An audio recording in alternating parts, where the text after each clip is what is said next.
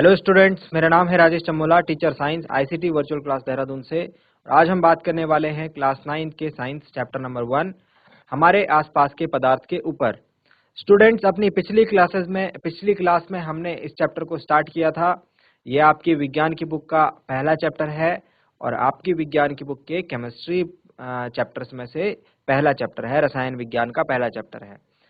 Students, अपनी पिछली class में हमने समझा था जो हमारे आसपास का पदार्थ है वो एक सतत वस्तु ना होकर, एक कंटिन्यूअस वस्तु ना होकर, वो छोटे छोटे कणों के रूप में विद्यमान से बनी हुई वस्तु है। यानी कि कोई भी पदार्थ है उसके अंदर का जो स्ट्रक्चर है वो छोटे छोटे कणों से मिलकर बना हुआ है। हमने ये बात की थी कि कोई भी पदार्थ है वो छोटे छोटे कणों से मिलकर बना होता है और इन कणों का साइज बहुत ही सूक्ष्म होता है। इन्हें आप अपनी नग्न आंखों द्वारा नहीं देख सकते। स्टूडेंट्स, उसके बाद हमने देखा था कि किस प्रकार से ये जो कण हैं इनके पास कुछ अभिलाक्षणिक गुणधर्म होते हैं। अभिलाक्षणिक गुणधर्म मतलब इनकी कुछ कैरेक्टरिस्टिक प्रॉपर्टीज होती हैं। 3 कैरेक्टरिस्टिक प्रॉपर्टीज को हमने डिस्कस किया था और उन पर आधारित प्रयोग को भी हमने समझा था। स्टूडेंट्स, पदार्थ की अवस्थाओं यानी स्टेट्स ऑफ मैटर को 1 बाय 1 डिस्कस करके इसमें मैंने आपको बताया था कि जो एग्जाम में क्वेश्चन आएगा आपके पास वो पदार्थ की तीनों अवस्थाओं के बीच अंतर लिखने के लिए आ सकता है। तो हमने उसी प्रकार से उसे समझा था। पदार्थ की 3 अवस्थाएं यानी ठोस, द्रव एवं गैस में क्या मुख्य अंतर होते हैं, इनको हमने अपनी पिछली क्लास में कवर अप किया था। और आज हम नया टॉपिक, जो कि आज का हमारा टॉपिक है, उसके ऊपर आएंगे। स्टूडेंट्स, जैसे कि मैंने आपको पिछली क्लास में बताया होगा, हम आज पढ़ने वाले हैं पदार्थ के जो विभिन्न अवस्थाएं हैं उनका अंतरा रूपांतरण, यानी कि ठोस, द्रव, गैसों को जो ये अवस्थाएं हैं इनको आपस में कैसे परिवर्तित किया जाता है, ठोस अवस्था को द्रव अवस्था में कैसे परिवर्तित किया जाता है, द्रव अवस्था को गैसीय अवस्था में किस प्रकार परिवर्तित किया जाता है, और इस प्रकार से ये जो विभिन्न अवस्थाएं हैं इनको एक दूसरे में किस प्रकार से रूपांतरित किया जाता है। इसके लिए हम आज 2 चीजें देखेंगे। 2 चीजें, नंबर 1, तापमान परिवर्तन का किसी पदार्थ पर क्या प्रभाव पड़ता है। तापमान परिवर्तन का किसी पदार्थ पर क्या प्रभाव पड़ता है। उसके बाद हम देखेंगे दाब परिवर्तन यानी प्रेशर चेंज का किसी वस्तु पर, किसी पदार्थ के कणों पर उसका क्या प्रभाव पड़ता है। इसके लिए आपको एक बात दिमाग में जो रखनी है स्टूडेंट्स, कल जब हम डिस्कस कर रहे थे पदार्थ के जो विभिन्न स्टेट्स हैं, विभिन्न अवस्थाएं हैं, उसमें हमने ये बात की थी कि जो पदार्थ है हमें उसको एक पदार्थ, एक सिंगल पदार्थ ना लेकर के हमें उसे छोटे छोटे कण, जो उसके अंदर छोटे छोटे कण हैं उसके रूप में हमें उसे देख के चलना है। हमें कोई भी पदार्थ, चाहे ठोस की बात करें, तो हम उसके कणों के बारे में सोचेंगे कि उसमें कणों की स्थिति कैसी है। तो ये बात दिमाग में रखते हुए हम आज का अपना टॉपिक स्टार्ट करते हैं, पदार्थों पर तापमान परिवर्तन का प्रभाव। इस टॉपिक को हम समझेंगे अपने स्मार्ट बोर्ड की स्क्रीन पर। तो स्टूडेंट्स, जो हमारा आज का टॉपिक है वो है तापमान परिवर्तन का प्रभाव।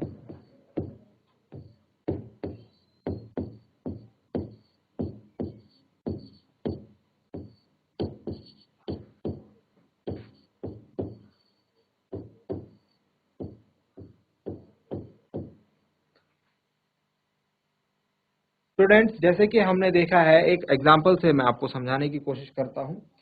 सपोज कोई ठोस है, कोई ठोस है, इस प्रकार से ठोस के मैंने जैसे बात की अभी अभी आपसे कि ठोस अगर मैं बोलूं तो आपके दिमाग में ठोस के कणों की स्थिति, जो कणों वाला डायग्राम बताया था, वो आना चाहिए।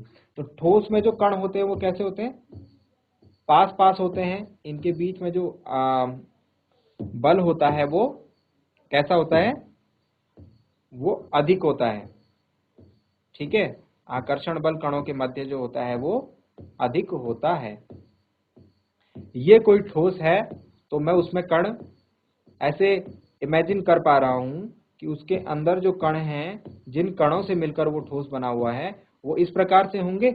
मतलब क्या होंगे, नजदीक नजदीक होंगे, इसीलिए तो वो ठोस है।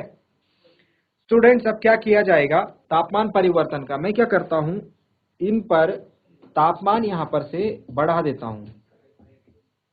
तापमान बढ़ाने पर, तापमान बढ़ाने मतलब कोई ठोस आपने बर्नर के, अभी हम इसको एग्जांपल के थ्रू भी समझेंगे। अभी फिलहाल आप क्या समझिए, इसको इस प्रकार से समझिए। तापमान बढ़ाने पर क्या होगा, मतलब ज्यादा हीट अगर मैं इसको दे दूंगा स्टूडेंट्स, तो क्या होगा, ये हीट जो ठोस को दी जाएगी वो अल्टीमेटली कहाँ पहुंचेगी, इन कणों तक। जो ये कण हैं इनको क्या मिलेगी, ऊर्जा मिलेगी, है ना। जब इनको ऊर्जा मिलेगी तो ये क्या करने लगेंगे, ये कंपन करने लगते हैं, और कंपन करते करते ये क्या होते हैं, एक दूसरे से दूर होने लगते हैं। कंपन करेगा तो ये अपने इसको मूवमेंट करेगा, इससे क्या हो जाएगी, इनकी गतिज ऊर्जा में वृद्धि हो जाती है, गतिज ऊर्जा में वृद्धि हो जाती है।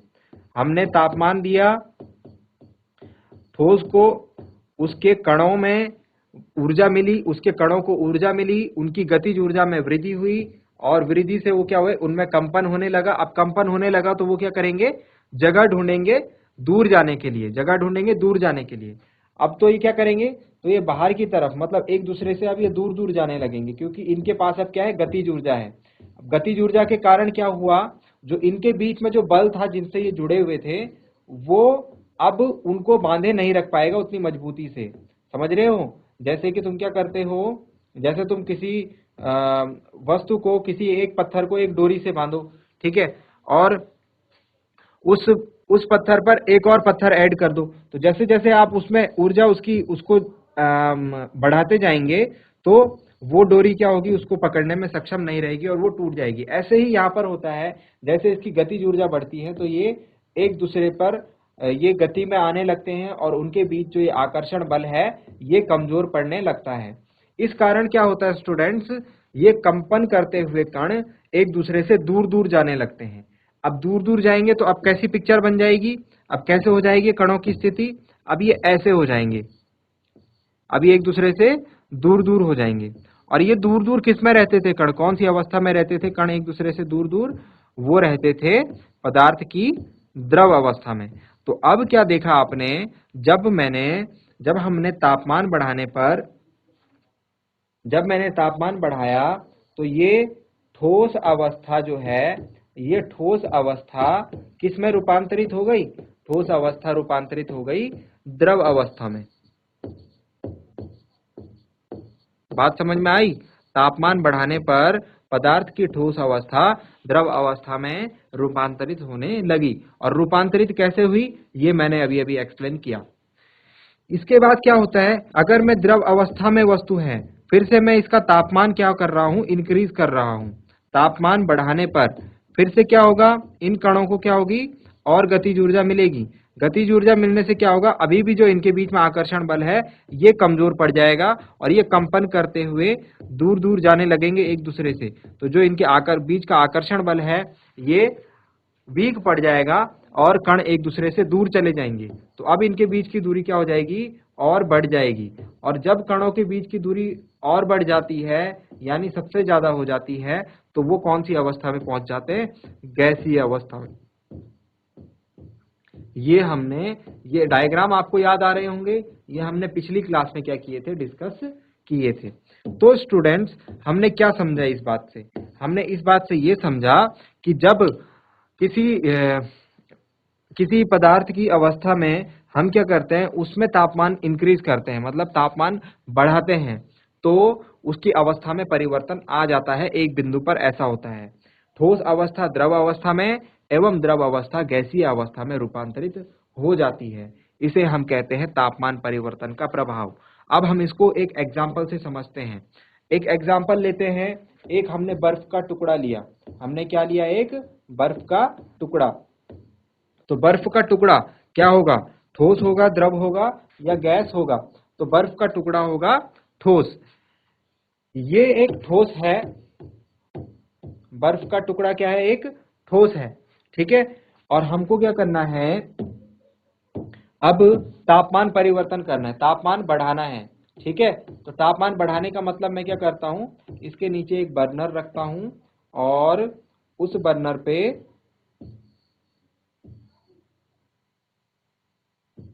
ये बर्नर रखा और एक बर्तन में इस बर्फ के टुकड़े को ले लिया और अब इसे गर्म करना स्टार्ट करा। ये क्या है? एक बर्नर है, ठीक है ना। अब क्या होगा, जब इसको गर्म करना स्टार्ट किया जाएगा, जब इसे गर्म किया जाएगा तो ये बर्फ पिघलने लगेगी, ये बर्फ पिघलने लगेगी और थोड़ी देर बाद में ये बर्फ क्या बन जाएगी? पानी बन जाएगी। थोड़ी देर बाद में ये बर्फ क्या बन जाएगी? यहाँ पानी बन जाएगा, ठीक है। ये क्या है? ये है बर्फ और इधर आके क्या बन गया? पानी। और अभी मैं क्या कर रहा हूँ, फिर से इसको बर्नर मैंने यहाँ पर रखा हुआ है और मैं फिर से इसे गर्म किया जा रहा हूँ, ठीक है। फिर इसे गर्म करते जाएंगे तो ये पानी में क्या बन जाएगी? ये पानी में आप देखेंगे भाप बनने लगेगी और ये भाप बनकर क्या हो जाएगा? पानी उड़ जाएगा।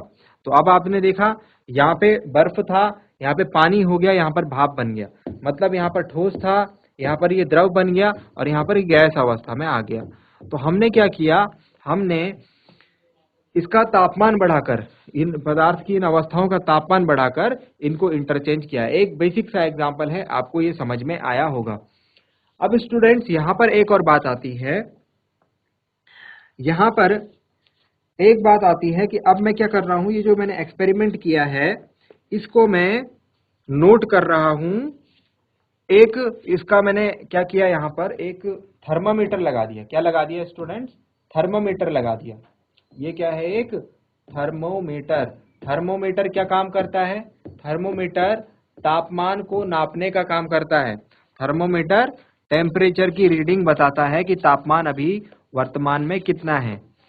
जब तापमान नोट डाउन किया गया, जब तापमान नोट डाउन किया गया तो एक तापमान, पहले तो तापमान पे ये बर्फ पिघलनी स्टार्ट नहीं हुई थी, लेकिन जैसे जैसे तापमान बढ़ा, जैसे जैसे तापमान बढ़ा और एक निश्चित तापमान पर जैसे ही टेम्परेचर पहुंचा, ये बर्फ क्या हुई? पिघलनी शुरू हुई। जिस तापमान पर ये बर्फ पिघलनी स्टार्ट होगी, उस तापमान को हम कहेंगे इसका गलनांक। इसका गलनांक मतलब कि ये ठोस जो होगा, जिसमें द्रव अवस्था में रूपांतरित हो जाएगा, वो टेम्परेचर, जिस टेम्परेचर पर ठोस द्रव अवस्था में रूपांतरित हो जाएगा उसे हम उसका गलनांक कहेंगे। बात समझ में आई? तो टेम्परेचर हमने नोट डाउन किया और ये किस में रूपांतरित हो गया? द्रव अवस्था में। लेकिन स्टूडेंट्स यहाँ पर एक इंटरेस्टिंग फैक्ट है। यहाँ पर इंटरेस्टिंग फैक्ट क्या होता है कि सपोज गलनांक तो आप समझ गए ना, अभी इसकी डेफिनेशन लिखते हैं, अभी आप फिलहाल समझिए। इसमें मैं आपको एक बात और समझाता हूँ और फिर हम ये दोनों चीजों की जो डेफिनेशन है जो अभी तक हमने पढ़ा उसमें से कुछ इंपॉर्टेंट पॉइंट्स को हम नोट डाउन कर लेते हैं। तो क्या हुआ, जैसे हमने क्या किया, ये दोबारा से बना लेता हूं। ये हमारा बीकर हो गया, इसके अंदर हमने रखी है बर्फ और ये बर्फ जब गर्म होती है तो ये बदल जाती है किसमें? पानी में। ये बदल जाती है पानी में, यानी जल में, ठीक है। ये जल बन गया। अब हमने देखा यहाँ बर्फ है और यहाँ जल है। हमने क्या किया? हमने अभी अभी क्या करा था? एक थर्मामीटर यूज करा था और वो थर्मामीटर से हम क्या कर रहे थे? इसका तापमान नोट डाउन कर रहे थे। ये क्या है? थर्मामीटर। हमने थर्मामीटर पर एक रीडिंग देखी, जिस रीडिंग पर पहुंचकर ये क्या हुआ? बर्फ पानी में कन्वर्ट हो गया। ये इस टेम्परेचर को हमने नाम दिया, इस बिंदु को हमने नाम दिया गलनांक। अब क्या होता है स्टूडेंट प्रोसेस में? नीचे से क्या लगा हुआ है? बर्नर लगा हुआ है, ये गर्म, हम इसका तापमान यहाँ से इंक्रीज कर रहे हैं। अब समझिए इस बात को। हमने क्या किया? जैसे जैसे टेम्परेचर, जैसे जैसे इसको गर्मी मिलती रही, जैसे जैसे इसका तापमान परिवर्तित होता रहा, ये थर्मामीटर स्केल आपको ऊपर की तरफ बढ़ता हुआ दिखाई देगा, ठीक है। इसमें रीडिंग इस प्रकार से होती है, जैसे तापमान बढ़ता है तो थर्मामीटर की रीडिंग भी बढ़ती जाती है। थर्मामीटर की रीडिंग बढ़ते गई, बढ़ते गई, बढ़ते गई, बढ़ते गई और एक टेम्परेचर ऐसा आया कि ये बर्फ जो है पानी में कन्वर्ट होने लगी। हमने उस टेम्परेचर को नाम दिया गलनांक। बिल्कुल ठीक है। अब यहाँ पर क्या होता है स्टूडेंट्स? यहाँ पर आपको समझनी है एक फिनोमिना कि जब ये गलनांक पर पहुंच गया, नीचे से तो टेम्परेचर, नीचे से तो इसको बर्नर हमने जला रखा है, नीचे से तो इसको ऊष्मा प्रदान हो रही है, तो कंटिन्यूअसली अगर इसको नीचे से ऊष्मा मिल रही है तो गलनांक के बाद भी इसको क्या करना चाहिए, इस टेम्परेचर को बढ़ते रहना चाहिए। गलनांक के बाद भी इस लाइन को क्या होना चाहिए, बढ़ना चाहिए। लेकिन क्या ये ऐसा होता है, ये ऐसा नहीं होता है। जब वस्तु का तापमान गलनांक पर पहुंच जाता है, सॉरी, जब ये हमने जो तापमान दिया है वो इस बर्फ के गलनांक तक पहुंच गया, उसके बाद ये बर्फ जल में रूपांतरित होना स्टार्ट हो जाती है, ठीक है। और जब तक ये पूरी बर्फ जो है जल में रूपांतरित नहीं हो जाती, तब तक ये तापमान गलनांक के बराबर बना रहता है, चाहे मैं इसे कितनी भी ऊष्मा दूं। बात समझ में आई? यहां पर हमने क्या देखा, हम नीचे से टेम्परेचर को कंटिन्यूअसली बढ़ा रहे हैं, तापमान को कंटिन्यूअसली परिवर्तन कर रहे हैं, लेकिन गलनांक से ऊपर तापमान तब ही बढ़ेगा जबकि ये ठोस पूरा, ये बर्फ पूरी जल में परिवर्तित ना हो जाए। तो ये बीच में जो तापमान परिवर्तन होना था, ये जो बीच में हमने ऊष्मा प्रदान की, ये गई कहां, जब इसने ये टेम्परेचर की रीडिंग को नहीं बढ़ाया, यानी कि ये ऊष्मा कहीं ना कहीं गई है। इस ऊष्मा ने क्या काम किया, इस ऊष्मा को हम कहते हैं गुप्त ऊष्मा। गुप्त ऊष्मा यानी छुपी हुई ऊष्मा।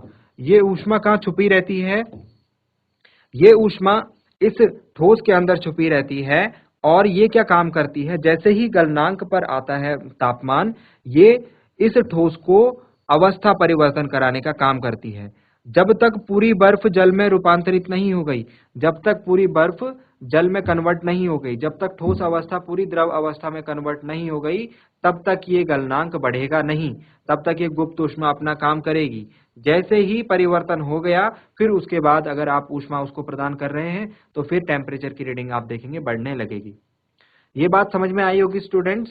मैंने आपको सिंपल टर्म्स में ये बताया कि जब हम टेम्परेचर इंक्रीज कर रहे हैं तो गलनांक तक तो टेम्परेचर बढ़ता रहेगा, लेकिन जैसे ही गलनांक पर पहुंचेगा टेम्परेचर, वहां पर वो बढ़ना रुक जाएगा। रुकना उसे नहीं चाहिए, क्योंकि हम नीचे से जो ऊष्मा है वो कंटिन्यूअसली प्रदान कर रहे हैं। तो फिर हमारे दिमाग में क्वेश्चन आया, यहाँ पर रुका क्यों? फिर हमने देखा जब तक बर्फ पूरी जल नहीं बन गई, जब तक ठोस पूरा द्रव नहीं बन गया, तब तक ये तापमान बढ़ता नहीं है। जैसे ही अवस्था परिवर्तन हो गया, फिर ये तापमान बढ़ने लगा। तो हमने ये पता लगाया, हमने ये समझा कि जो ऊष्मा वेस्ट हुई है वो कहाँ यूटिलाइज हो गई, वो इसकी अवस्था परिवर्तन में, यानी इसको ठोस से द्रव बनाने में परिवर्तित हो गई। तो ये दोनों बातें आपकी समझ में आ गई होंगी। पहले हमने गलनांक को समझा और फिर उसके बाद हमने गुप्त ऊष्मा को समझा। अभी जो हमने समझा है उससे रिलेटेड हम कुछ इंपॉर्टेंट फैक्ट्स को लिख लेते हैं, ठीक है। नंबर 1, हमने क्या पढ़ा, जब हम तापमान परिवर्तन करते हैं ठोसों में तो उनका गलनांक क्या होता है, सॉरी, जब ठोसों में या ठोसों का तापमान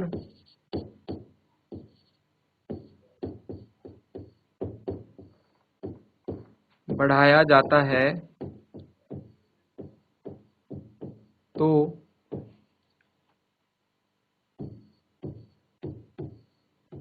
उनकी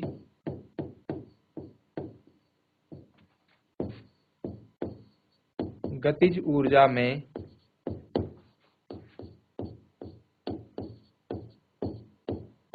वृद्धि होने लगती है। उनकी गतिज ऊर्जा में वृद्धि होने लगती है, किनकी, तो उसके कणों की। एक मिनट, हमने यहाँ पर कणों की लिखना था। तो ठोस के कणों की गतिज ऊर्जा में वृद्धि होने लगती है, और गतिज ऊर्जा में वृद्धि के बाद क्या होने लगते हैं, और यह कंपन करने लगते हैं, वाइब्रेट करने लगते हैं।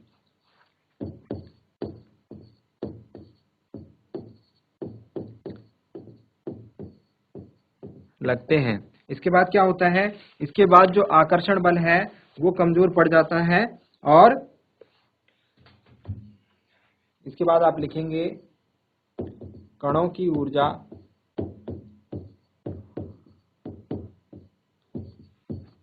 आकर्षण बल को पार कर लेती है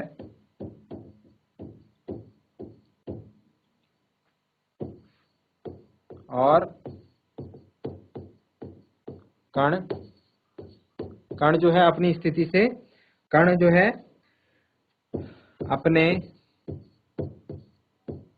अपनी स्थिति से स्वतंत्र होकर गति करने लगते हैं। अपनी स्थिति से स्वतंत्र होकर गति करने लगते हैं। तो कण क्या है, अपनी स्थिति से स्वतंत्र होकर गति करने लगते हैं। और हमने क्या बात की थी, गलनांक की। तो अब गलनांक के डेफिनेशन को हम यहाँ पर लिखेंगे। गलनांक, इसके बाद जब ये गति करने लगेंगे तो क्या हो जाएगा, अवस्था में परिवर्तन हो जाएगा। ठीक है, ठोस क्या बन जाएगा, द्रव बन जाएगा। तो गलनांक क्या होगा, वह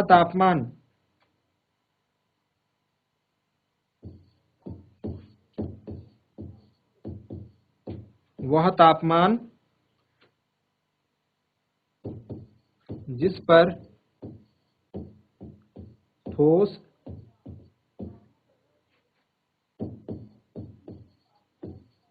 पिघलकर द्रव बन जाता है,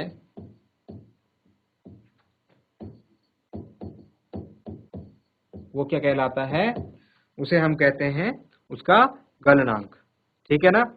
गलनांक के बाद हमने एक और पॉइंट पढ़ा था कि गलनांक जो है, अच्छा यहाँ पर आप एक पॉइंट लिख लीजिए, जो बर्फ हमने यूज करी थी, हर एक पदार्थ का जो होता है अपना गलनांक होता है। तो हमने बर्फ का एग्जांपल लिया था, ये आपको याद रखना है। बर्फ का गलनांक आपको याद रखना है, ये कितना होता है। तो बर्फ का गलनांक होता है 273.16 केल्विन, 0.16 केल्विन। ओके। और अगर डिग्री सेल्सियस में बात करें तो 0 डिग्री सेल्सियस। ठीक है, तो बर्फ का गलनांक आपको याद रखना है 273.16 केल्विन या फिर 0 डिग्री सेल्सियस।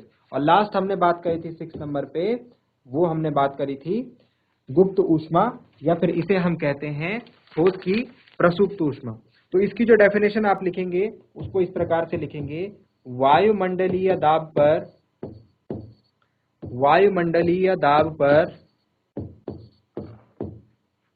1 किलोग्राम ठोस को उसके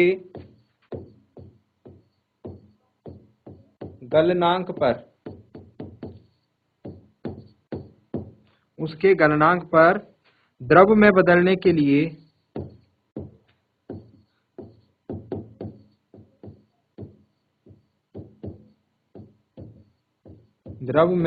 के लिए जितनी ऊष्मीय ऊर्जा की आवश्यकता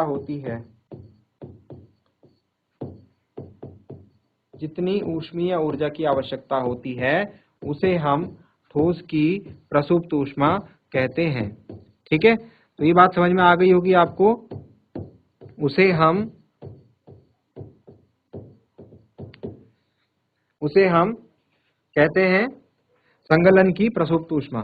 तो स्टूडेंट्स, हमारा टाइम आज खत्म हो गया है। इसके बाद के टॉपिक को हम अपनी अगली क्लास में देखेंगे। ठीक है, क्लास में जुड़ने के लिए बहुत बहुत धन्यवाद।